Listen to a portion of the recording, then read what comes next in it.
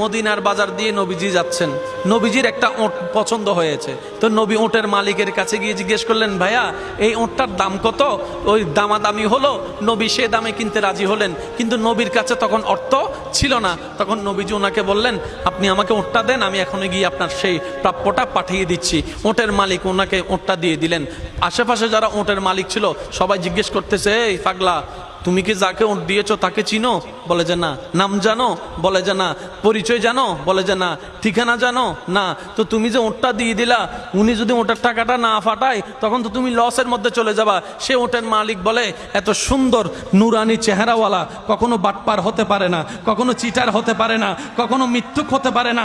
ওনার চেহারা দেখেই তো আমি ওট বিক্রি করার আগে মনটাই বিক্রি করে দিয়েছি, মনটাই বিক্রি করে দিয়েছি, মনটাই বিক্রি করে দিয়েছি। তোমরা যাই বলো, আমার মন বলে উনি আসবেই আসবে, টাকাটা পাঠাবেই পাঠাবে। এই কথা বলতে না বলতে কিছুক্ষণ পরে নবীজির একজন সাহাবা এসে বলছেন, একটু আগে একজন ওট নিয়ে গিয়েছেন, কাছ থেকে ওটের মালিকটাকে একটু দেখতে চাই। উনি বলে যে আমার থেকে। তো উনি বললেন, আমাদের নবী আপনার থেকে ওটটা নিয়ে গিয়েছেন, ধরেন ওটের টাকাটাও দিয়েছেন, আপনাদের খাবার জন্য কিছু খেজুরও হাদিয়া পাঠিয়েছেন, খেজুরও হাদিয়া পাঠিয়েছেন। ওই ওটের মালিক বলে, ভাইয়া টাকা